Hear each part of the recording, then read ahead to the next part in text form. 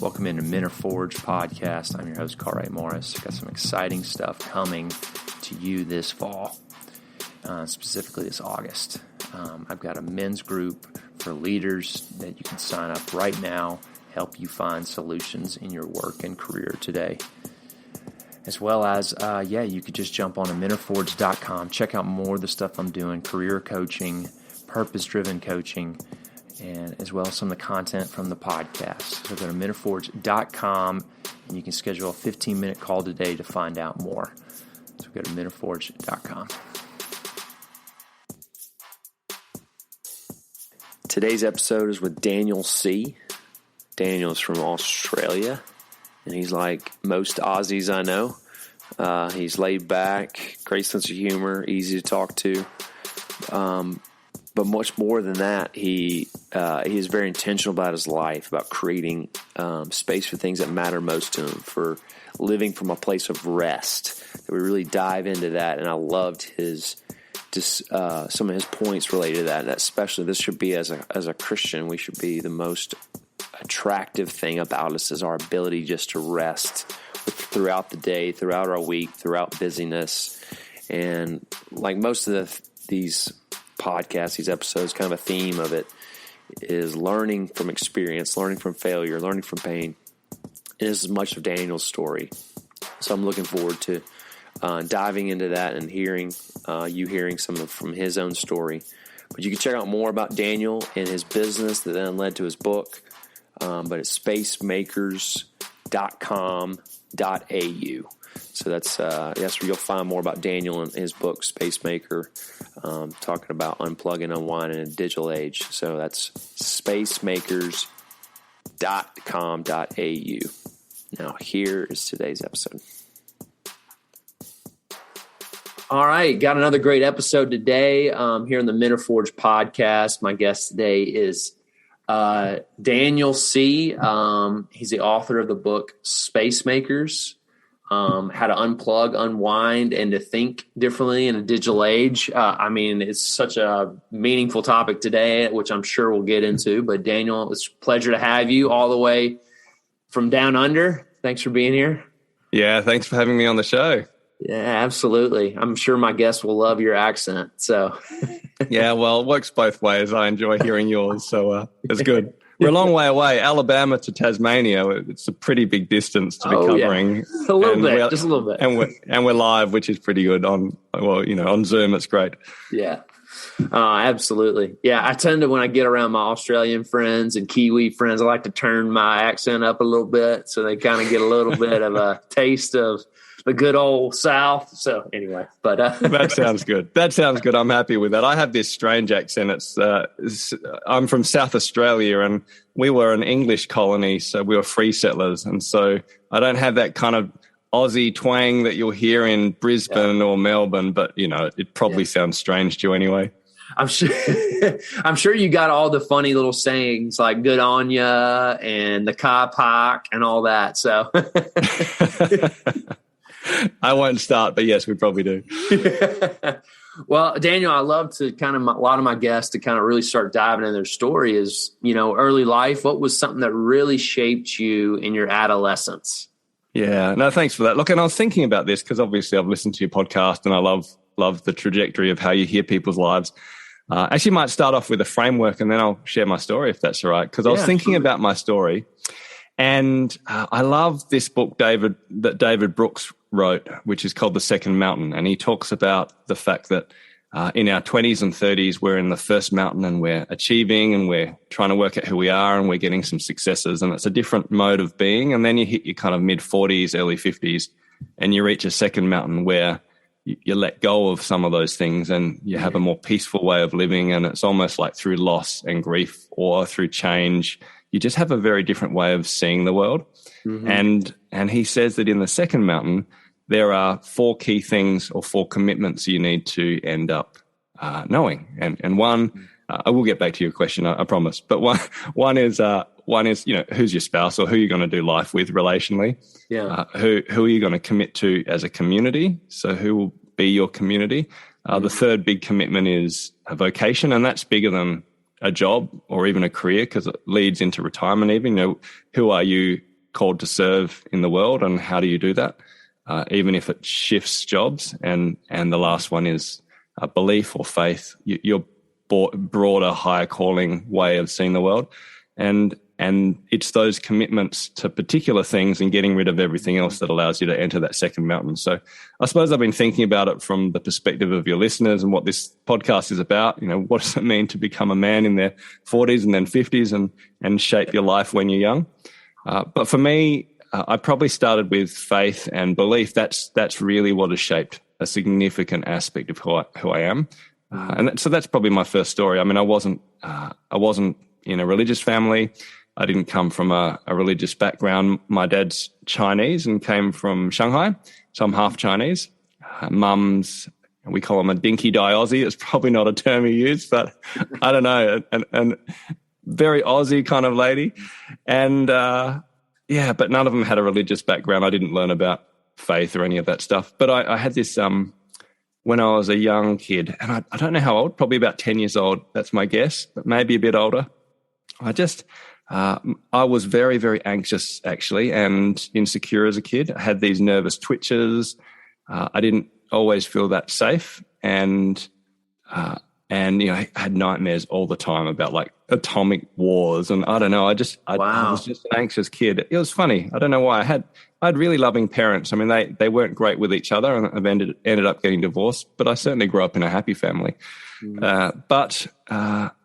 So that nervousness was there, and I remember being scared of the dark, so all these things. But I was in bed one day, and I just saw this kind of, I don't know how to describe it, a spirit type thing, an angel, I might say now. I had no words for it then, and it just entered the room, and it was like this warm feeling that I experienced, and it felt like a friend, and I had no theological understanding of what that was. In fact, I don't even remember thinking it was like, I remember thinking, wow, this is cool. But I didn't even, you know, if it happened now, I'd be like, wow, that is really strange. But it happened a few times through my childhood. And I think it just opened my eyes up to the idea that there's a spiritual realm and there's something bigger than the world I see around me. And yeah, it started me questioning. So that was probably my first experience that started to shape my adulthood, because I suppose I'm quite a spiritual person now. Yeah. I certainly value the inner life. Absolutely. So that happens at, you said at 10 years old? Yeah, young. I mean, I didn't write it down at the time. Right. but it was certainly young, probably late primary school or very early high school. Happened a few times. So because it was such a profound experience, did that lead to curious searching out, like, what was that, or who was that I was experiencing, and what was kind of the next steps you took from there? Yeah, look, and I'm sure it did. I mean, I think it has to have, because of where I've ended up. But I don't know how conscious it was. Again, I was just a kid. Yeah. I remember I went to a like a private school, and in Australia, most of the private schools were started by church communities or started by denominations, but it wasn't a particularly religious school. It was one of the types where, you know, you went to mass or chapel, but really it was about getting good grades and getting to university or college. But they did sing songs. They sang songs in chapel. And I do have another experience where it's a bit weird. I can't believe I'll share this, but I remember singing in the shower. My mum and dad had this ensuite shower, and we never got to have a shower. We always had, you know, our own bathroom. But for some reason, I was in this kind of ensuite shower bathroom. And I remember singing these songs about, I don't know, singing to Hosanna or something. And it was just this profound sense of joy singing these religious songs. And I really distinctly remember that. And I think that was another experience, was like, oh, there's something in my spirit that wants to praise or, I don't know, sing to whoever it is I'm singing to, you know. And look, eventually, when I do remember this, I mean, I was about, I think 13 or 14. And again, I was still quite insecure. I was bullied lots at school. It was a tough time in life. But my mum became a follower of Jesus. So she started reading the Bible, and she ended up getting baptized, and said to us, like her kids, do you want to get baptized? And my sister said no, and I don't know. I said yes, and it must have been because of those experiences. I didn't know anything about religion, and I knew very little about Jesus, but yeah, I got baptized. In fact, one of the things someone said is, "Oh, baptism's great. You get presents." And I honestly, I didn't get a skateboard for Christmas that year when I wanted one. And I thought, oh, now's my shot. I missed out Christmas, but now if I get baptized, I'll get a skateboard. And so I got baptized in this little school chapel. And I didn't feel much, I've got to say. And the presents were just terrible. Like, I got all these books of the Bible from like this guy called Daniel that I'd never heard of. And I'm like, well, just because he's got my name doesn't mean I really want him. I kind of would rather a skateboard. But actually the gift I got was the Holy Spirit, because like I know that I became a follower of Jesus that day because I mean, the stuff changed. I remember a few days later, I'm like, well, if I'm a Christian now, then I suppose I should do what they do, and they pray, I think. So I remember my very first prayer, I said to God, you know, please help my dog who died from cancer be in heaven.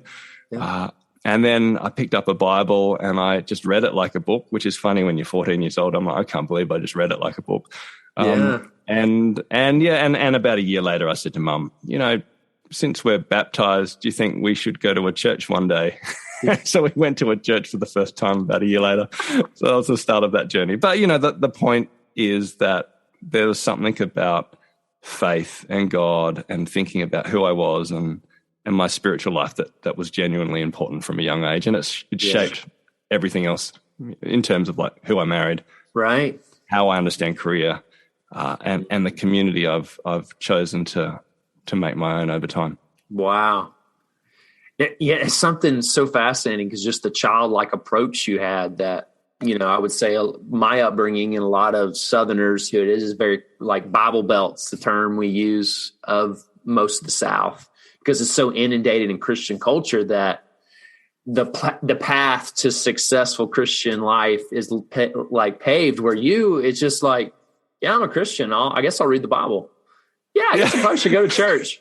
You know, just the childlike, like I don't really have someone telling me what I should and shouldn't do to be a Christian. Like, you just literally like, just, all right, here I am, God, you know? Yeah. And look, it's interesting because I've met a lot of people who have, now that I've even been a minister of a church as well as a businessman.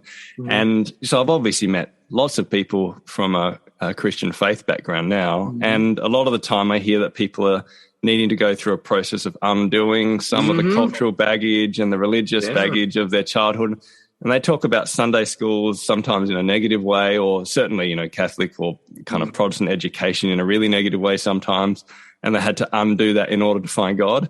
So in some ways, I'm really grateful that I did have a bit of a clean slate. And yet, you know, it's probably shaped who I was. I mean, church is funny because I remember thinking church was great and there were some beautiful things about it. But, you know, it was like people would have a cracker and bread and then they'd close their eyes. And so I had to watch what they were doing and then I'd try to do that. And I remember going to a camp a few years later, like a Christian camp. And it was incredible. It was one of the forming experiences of my life. It was probably the first time I experienced like a really loving community, which I just had not experienced. And I really needed that as a kid to have this sense that there were other people who were young who accepted me and who were kind and welcoming. But I remember playing cards with them, and we played this game. I don't know if you know Black Lady. You have the Queen of Spades, and you want to get as few points as possible. And if you get the Queen of Spades, you get 13 minus points essentially, and it's bad. And I ended up landing the Queen of Spades. And I remember, you know, dropping the F-bomb. Oh, F, you know, and really loudly. And this is in a church camp, right? Yeah. And the whole room went silent, you know, because we used to just swear all the time at home, and my friends swore. I mean, it's just part of my culture. But I realized right then, you know, I wasn't in Kansas anymore, and church people don't drop the F-bomb when they get the Queen of Spades. And so there was definitely some unlearning to do as part of learning to be a Christian in that kind of cultural setting. But they were loving, but it was just one of those experiences. And I've never forgotten how hard it is to be a non-church person and to try to explore faith, because there's some really weird things we do. And you know, it helped me be sensitive. Yeah. Yeah. Oh, wow. That you had that empathy to those people, because it really is true. Like, wow, that's interesting. So, I mean, one of the other, I'm just curious because, like you talked about 10, just having just crippling anxiety, especially in your dream life. Was that one of the fruits that you felt like being in relationship with Jesus that really kind of went away?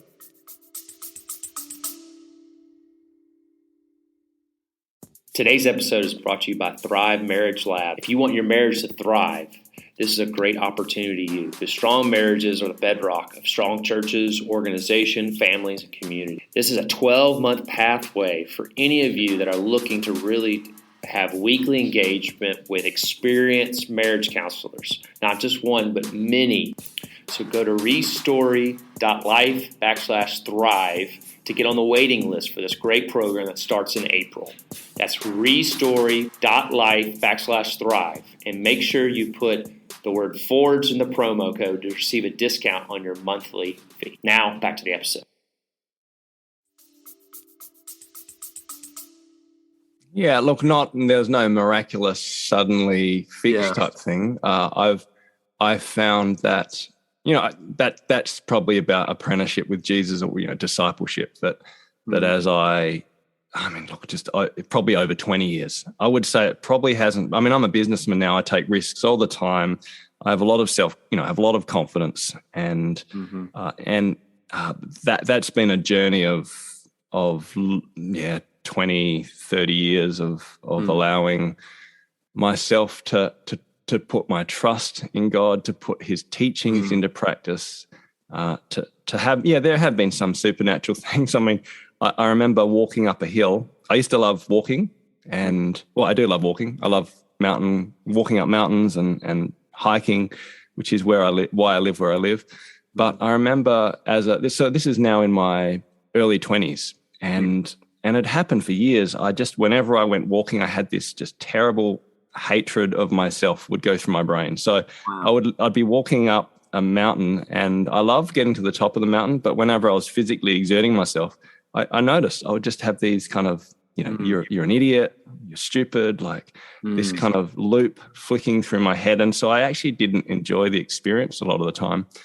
And I was walking with a mate. This is quite a spiritual experience. My whole life not like this, by the way. And he was very, just very attuned. And he said, something's wrong with you right now. And I just said, I just have these bad thoughts going through my head.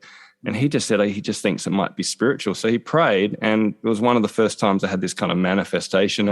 Again, I saw this kind of thing leave my body and leave the mountain. And I actually think it was some type of demonic spirit. And it changed, and I've never had those thoughts again. Just all that negative self-talk's gone. So I'm not saying that all negative self-talk is demonic, but for me, it was like a game changer. And I'm like, wow, sometimes even our own thoughts aren't just our own thoughts.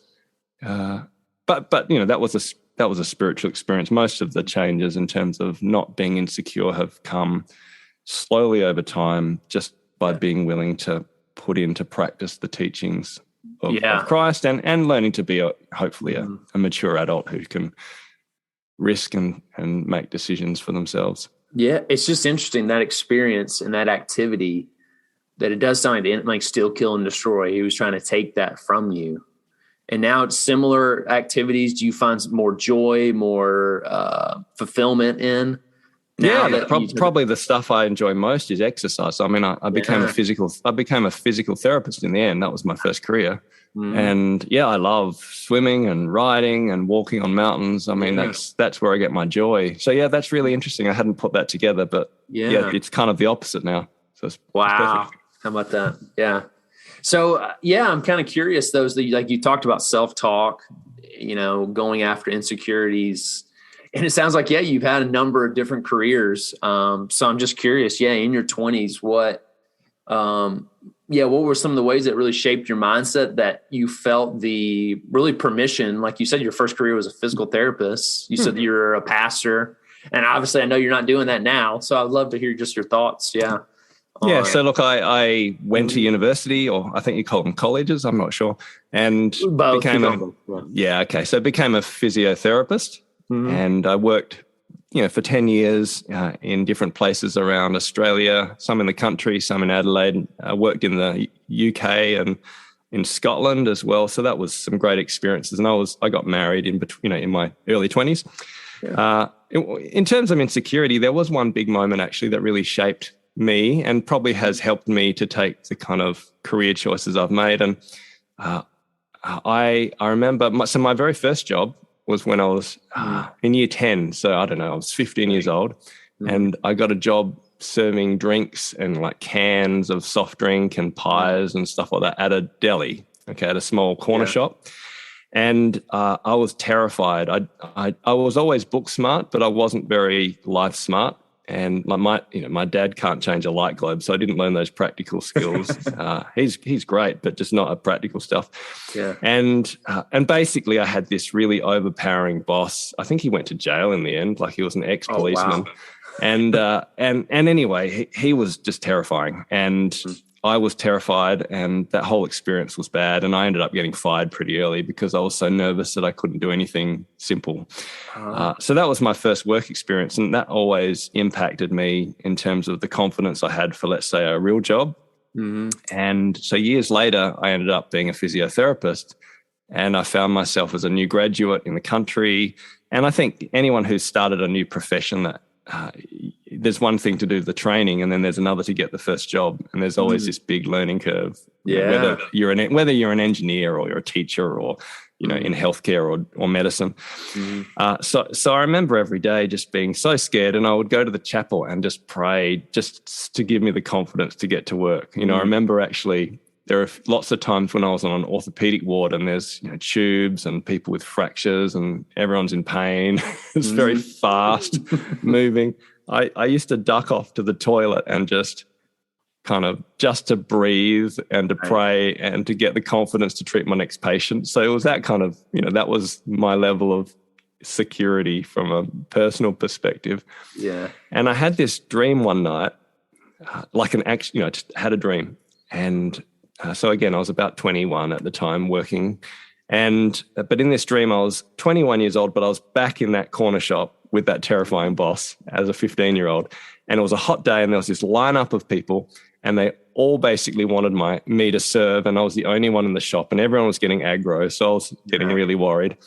And then this lady asked me to cook pancakes, and we don't cook pancakes in the shop, and I didn't even know how to do it, but I had to do it. So I just made up a recipe. I put in some eggs and some water and, flour. At the time, even in real life, I hadn't made pancakes. And so my dream didn't know how to do it. And they were looking all right. And then I was feeling confident because I was just making stuff up and it was working. And then all of a sudden they turned bright purple. I'm like, oh no, I've got purple pancakes. And so I served these pancakes to this lady in my dream, and she looked at them and goes, they're purple. And I'm like, I know. And she ate one and she said, oh, it's okay. And she paid me and walked off. And then I woke up and I again, from a faith, I write down my dreams, and I had this really strong sense that actually that was God helping me know how to navigate life. And I think it was perfectionism that was really stopping me from having confidence at that stage. I was judging my own performance as a physiotherapist as if every time I did something, I thought I'd get fired. And actually I was performing just fine. I was performing at the level expected of me, and even probably better than that. But I was my own worst critic, and I was judging myself based on everything having to be perfect, and needing to know all the answers and needing to know it all in depth before I felt like I had skill. And I really felt like this dream was telling me actually the skill is making purple pancakes, giving it a go, and it doesn't have to be perfect. In fact, it'll taste fine and it'll work out all right. And that really shaped me, actually. And so even now as a businessman, someone says, hey, can you, do a live 360 review on an executive in France. Someone did that like last year, and I'm like, I've never done anything like that before. But I'm like, sure, because I'll make a purple pancake. We'll make it up as we go, and actually, it works out fine. And when you give something a go, you end up becoming an expert in it. or you realize actually that's not an area I want to expand in. And from there, life happens. So, I mean, I don't know if that's helpful, but that's one of the stories that's helped shape my ability to let go of being a perfectionist and make stuff happen. Yeah. I mean, I think that's, if I could have planned your answer, that probably would have been it. To be completely honest. But I think that is in our young 20s and even into our 30s, that for some reason there's gotta be a fake it to make it. I gotta look like I got it all figured out. So eventually I will have it all figured out, versus I think every man or woman we admire and look up to is their form of success was falling forward. It's just trial and error, give it a shot, see what happens, pick yourself up, figure out what you did wrong and keep going. Yeah. And there's this balance. Yeah. I'm sorry. No, but I was just saying perfection, it just really does just hold us back, that mindset. Definitely. And it all plays out though. So if you address your inner life and, in using my language, you allow God to change your story about who you are and about what, let's say failure or success means, well, then your behaviors will follow that. And so therefore I wasn't having to hide in the toilet every time I had to treat a patient, because I realized, it's just a purple pancake. It doesn't matter if it actually doesn't work. And then because I did that, I gained more confidence, and therefore I had the ability to make bigger risks and to put myself out there with more self-assurance and more self-confidence. And then because of that, you get some successes under your belt. Therefore your self-esteem grows. Therefore you change your story. And therefore you can go out and take the next risk. So definitely, whereas the alternative is just to fake it until you make it, to continue just pretending your whole life, not address the inner life, but just run to stand still. So to make yourself so busy that you don't have to address what's happening in your heart and your soul. And then just keep going up the corporate ladder. But then you hit your 40s and actually you don't know who you are, and who you are on the inside is just that insecure kid that was insecure in the first place. Yeah. And that hasn't changed. So I truly am thankful that I've been taken on a journey where I've been learning to live from the inside out. So the successes I have on the outside, I think are representative of what's happened on the inside. I don't feel like there's this dissonance between what people see of me outside and what they see on the inside. I'm happy to cry. I'm happy to talk about my stuff ups and my failures on the outside. But I'm also secure enough on the inside to know that I'm loved, I'm accepted, I'm forgiven, I'm complete in Christ. And that's a really important thing, that your inner life shapes your success, not the other way around, because it just doesn't work to be a pancake people, wide and thin, or to live from the outside in. It's just not the way you want to live. Yeah, that my actions dictate my identity. That's just a recipe for destruction. Yeah. Because it is interesting. I saw a stat recently, 80% of CEOs have imposter syndrome. You know?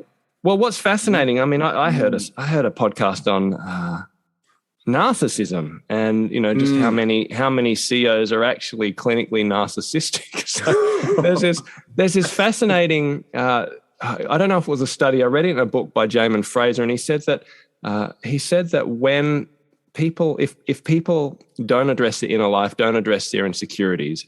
So if people are insecure and they strive and they drive to break that insecurity through their work, well, then they're typically really successful for the first 20 years, because they're the A-type personalities. They never stop. They'll work until they burn out. Do you know what I mean? Mm-hmm. And so they often actually achieve a lot, but then they hit their kind of mid-30s, 40s, and actually they're a nightmare, because they're not the type of boss you want to work for, because they're insecure. And they don't back you. You don't trust them. They don't, you just, because their inner life isn't healthy, well, it plays out in everything. Yeah. Whereas he said people who aren't insecure, they don't do so well in their 20s and 30s career-wise, because they're not as driven, but they're much more successful over time in their 40s, 50s, and 60s. So again, I think that just backs up exactly what we've been talking about. There's a way to become successful that is really successful, and there's a way to get success that is actually really unsuccessful, that will break down your heart and your marriages and your teams. Daniel, that's so good. That is really good. I mean, I think that's my saving grace, probably because I came out of university, college, just not really having a lot of self-confidence, not really knowing who I was. And instead of pouring that into being a career person and God slamming doors through career, it led to me going, okay, well, I got to start here. I got to start. What are you teaching me in here? And then go, like you said, the three things of really community and really, all right, what's the vocation that really is going to feed this and make me a better man, not the other way around. Yeah. So. And marriage as well, who you gonna do life with. That's a big journey of the inner life, that changes. Yeah. Yeah, it's such a, oh man, I feel like I'm probably going to have to put that one on replay. That's really good. Because I think so many trust me, there's better movies to watch again than listening to this podcast twice. That is true. But yeah, just the whole idea that 20s and 30s, we're meant to be more long lasting change versus like immediate, like I got to make $1 million before I'm 30 kind of thing. And so that's just that's a powerful mindset to kind of shift with a lot of my guys. So, yeah, I mean, I work as a productivity coach and trainer. That's what I do, in terms of speaking about digital technology and making space and all that stuff. But when I coach, I often coach, let's say, leaders, businessmen who are, again, often in their 40s is when I'll end up coaching them. They've gained enough success where they're making money, they're doing well in their career, but they're often so smashed with work that they're actually not enjoying life. I mean, they're just exhausted. And as much as they enjoy being an entrepreneur, there's this love-hate relationship with how much work they have and how much time they're online. And the first question I'll often ask is, well, let's not plan how you can go forwards with your business, and let's not start with your personal productivity skills, which is why they usually get me to coach them. Yeah. Let's map out what's your ideal lifestyle. What's the things that really matter to you? And it always comes back to the same stuff. Well, I want more time with my kids. I want to have more time for myself, and there's this kind of undergirding. I do want to know who I am and that sense of spirituality. I want more time with friends. So we know the things that are really important to us. We just need to. So I say you don't want to. You want to design a business with space in it from the start. You don't want to end up smashing yourself and then having a business you kind of hate, having a triple bypass with 2 divorces and your kids don't know you. So you want to start with the end in mind, even if it's a slower process. Yeah, and that usually requires making the space to think deeply and address the inner life as you build a successful career. Yeah. Not to jump ahead, but yeah, I mean, how do you encourage men to go think deeply about themselves, that inner life, and go deeper in the inner life? Yeah. Yeah. I mean, so firstly, that's a good question. There's a lot in that. I mean, maybe what's step one? Because I think I know a lot of men where they're like, no.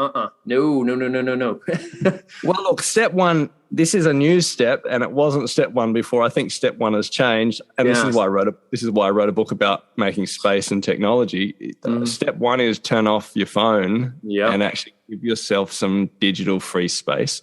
I think there was this fascinating study from the University of Virginia where a guy called Timothy Wilson got American subjects into a room and said, be in a room by yourself for 6 to 15 minutes without a phone or any device and just think of your own thoughts. And like I think the majority of people didn't enjoy being by themselves just to sit in silence for 6 to 15 minutes, even if it was in their own lounge room, so it was a comfortable environment. And then he thought, well, would people prefer to think their own thoughts or to have something actually physically bad happen to them? And so he shocked them with electricity. That was so painful that they said they would pay $5 to not have that electric shock again. Yeah. And then he put those guys he put another cohort in the room who had that shock before and said, sit and think your own thoughts. But I don't recommend this, but there is this electrocution machine in the corner. If you want to zap yourself, feel free. And 67% of men chose to shock themselves with painful shocks rather than spend 15 minutes thinking about their thoughts in silence. 25% of women, but 67% of men, right? And so there's something about the way we've developed masculinity in the West where we go from one thing to the next and we become kind of hyper addicted to distraction and to movement And we've never actually learnt to sit and enjoy our own thoughts. And if you can't sit in silence and reflect on your day and the data in your life, the emotions that you're feeling, and even the meaning strategically to the things that you've talked about in the day, well, then you're not going to be a thought leader. You're not going to be a healthy human, and you're not going to be a person of faith, in a really deep sense. Yes. So there is a sense we need to learn to unplug from technology and to create these gaps where we can at least have space. Yeah. And that's the first step. Like, even before you start to work out who you are and to learn how to reflect, you actually need to create the silence. And the only way to do that nowadays is to physically remove yourself from technologies for long enough. And I'd say not for 5 to 15 minutes, remove yourself for an hour, and then a day, and then 5 days. But start with some little pauses where at least you can write in your journal and write down what's on your mind, or at least just write down what the day has been. You don't have to talk about your feelings. But then if you start to notice particular events or particular conversations that either upset you or make you feel happy, well, then maybe try to examine what are the feelings behind those events, and what might they mean for me at a deeper level. So just starting to learn to reflect on the meaning of your day, what happened, why it happened, what God might be saying in that. And then I would say the next step is to start talking about that stuff with someone you trust and processing it with them, because you can't process your whole life by yourself. And then from a faith perspective, discern, well, what God is saying to me in that, and what do I need to do with it in practice to live differently. Wow, that's really good. Yeah, because one thing is to unplug, right? And I think, I'm going to be alone with my thoughts. Dang, I don't want that, right? Most men, but I think the most successful man on the planet, Jesus, who had a ministry that blew up in 3 years, he took time away. Absolutely. There's the going up on the mountain and coming down, and how amidst of the great success of his ministry, he still took time away. And interesting that putting that into practice and being intentional, but then also how did you go about amidst that time? How did you use that time? So that's really good. No, definitely. And look, again, this is exactly the pattern you see. You're precisely right. He starts with rest, and then he goes and does his ministry. He starts with this abiding and connecting with the Father and listening to the Spirit, and then acting on what he's hearing, as opposed to just run to stand still and just hope stuff works out okay, and if you're someone who has no space in your life, you actually are quite confronted by this idea of living from the inside out rather than the outside in. It doesn't have to be like, you don't have to be Jesus. You don't have to be Jesus, right? I mean, I have a few simple practices for people to start in the book. One is to start and end the day with like 10 to 15 minutes at the start and the end of the day, at the very least, without technology. So don't plug your phone in near your bed. Don't have it in your bedroom. And finish the day by either reading a book or reflecting on your day, just thinking about it, or journaling or writing a story from your day. That's a fantastic way of learning to self-reflect. Or you might even just have a conversation with your spouse in bed next to you who you used to talk to, and I don't know, even, pillow talk, maybe even made love sometimes, but now you're both playing Candy Crush, you're looking at Instagram and making love to your phone instead. It's it's just create that space. And then in the morning, wake up and just pray or reflect, practice thankfulness. Just what are you thankful for from this day? Just breathe. or think about the day. I mean, I pray through my day every morning before I go to bed. So I'm like, okay, I'm going to have a conversation with Cartwright. Let me think about that. What are the things that I might want to say, or at least, be prepared in my mind for this conversation and then the next conversation, and et cetera, et cetera. That all happens before I get out of bed because I'm a thought leader. And I'm an apprentice of Jesus. So I want to think before I dive into, opening up Gmail and starting out with what's happening in my inbox. And so that simple practice is quite transformative if you're ready and willing to start to practice making space. And then you can build on that. Then you have a digital free meal. Then you have, times of silence and solitude, or maybe you have times where you have strategic thinking without a phone to reflect on your work, reflect on your life. And all of that leads you to become someone who knows themselves, who has the ability to commit and make the hard choices to say no to everything else except for a spouse, a particular community, a particular vocation, and a particular faith or belief. But that requires thought. Yeah. Yes. I mean, it's amazing just that requires thought, intentionality. For somehow we missed that. Like you made a joke about it, but it's like, yeah, we're just running and we're figuring it out as we go. Like we're living out some chaos. But yeah, I just do want to do a plug. I mean, you could go to spacemakers.com.au to find out more about Daniel's book, Spacemaker. But Daniel, let's go back to your story a little bit more. I'm curious how that was just such good content. Sorry. I couldn't stop you because it was so good. But I will say, so you're a physical therapist. What got you into the ministry?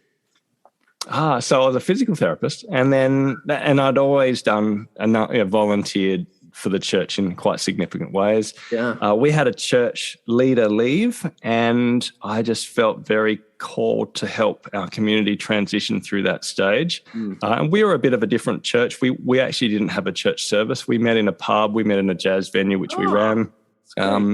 And we created a lot of rhythms where we would meet in houses. And so again, we had the functions of a church community, but not in a traditional kind of service style. Right. And anyway, long story short, I felt called to lead it, and I was asked to lead it. So I said yes. And it was a part-time job. So I was doing that part-time. I went part-time with my physiotherapy management. I was managing a service at that stage. I wasn't working in a clinical role. Yeah.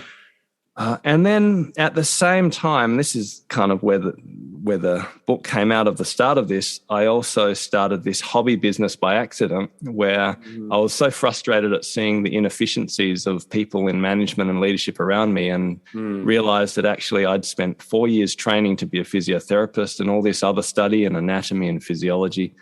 But then I was actually spending a third of my time on email, doing meetings and responding to these 100 emails. And no one had taught me how to do the basics of my job now that I was a manager, which was really different than treating patients. And through reading the research and getting interested in productivity, I found some ways to just become much more efficient at inbox processing. So we went to this training group in government, and we said, look, we have no training experience. This is a colleague of mine and myself. But we have this course called Email Ninja, which we would like to start. And literally, we were having whiskey one night and said, let's call it Email Ninja. And and anyway, that course became a course. We ran it for 8 people, and then we ran it for 15, and then 20. We've now trained 20,000 people globally in how to become an Email Ninja. And it became a business, which then expanded to List Assassin, which is like getting things done, condensed, and then Priority Samurai. So we stayed with the ninja themes, how to make priorities, and I ended up with a productivity business. So I had a productivity business which was kind of happening. I had my church that I was leading. I had my physiotherapy, and it was like this nightmare situation with little kid, and I was near burnout. And that didn't answer your question. You asked. I can't remember. No, but that's good. I mean, I'm just curious. So that was where I got to. This is my early 30s. In my early 30s, I was now in this situation where I had way too much on, and I had to start that journey of making commitments to what I would say no to, so I could focus on other stuff. Yeah. And so that's kind of what I was curious. What was the chicken or the egg? Was it the book or the business came first? So the book was published last year. So so that's definitely late in the piece. Yeah. But the business, So what I ended up finding it so hard to make that decision that I ended up becoming sick. I like physiotherapy was great to me. It paid really well. It was my profession, and I didn't know anything else. And it's very scary to jump from a paid, secure profession a made up business. I mean, I literally with Spacemakers, the business, I remember launching it, and Tim and I thought, how do we launch it? And we said, well, we'll create a LinkedIn page. So we create a page in like 1 minute, and then it says, what's your profession? And I had to ring up my business partner and say, what are we? And we're like, I don't know, productivity consultant. Okay, so we type that in. So we're just making it up. You know what I mean? Right. So it's very scary to get rid of a real profession to become a made-up profession, right?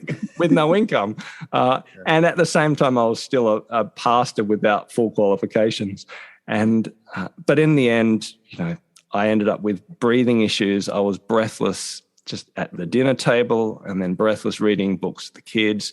I started sleeping badly, and the doctor did the tests, and basically it's like, no, this is anxiety. This isn't. And this is exhaustion. You have 3 careers, bad move. Don't be trivocational. So I ended up through a number of different God moments. I resigned from physiotherapy. I made a call to do part-time ministry and to start an entrepreneurial thing on the side. And I did that for probably about 5 years in that true format. And then I did some full-time ministry, and now I'm full-time business. So it's taken a bit of there's been twists and turns, but the heartbeat of it all has been to love God and to love people. And I think, going back to my history, I've always felt most natural bridging the marketplace and the church. When I was a full-time minister, I felt like I wasn't religious enough to be a minister. And as a full-time businessman, I'm too religious to be a businessman. I just think that's the way I'm made. Yeah. And so I just feel like I need to do both. Yeah. My personal mission calling is to be a bridge between church and the world. That's really part of who I am.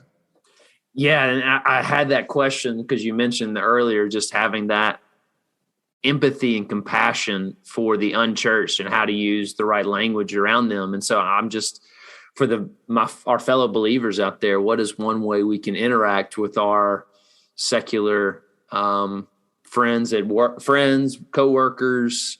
How do we bridge that gap? Yeah. Well, look, I'd say you've got to start thinking, and this is probably very true where you are, but it's I mean, it's just a given where I live, because I don't live in a religious country anymore. I live in a very anti-religious country.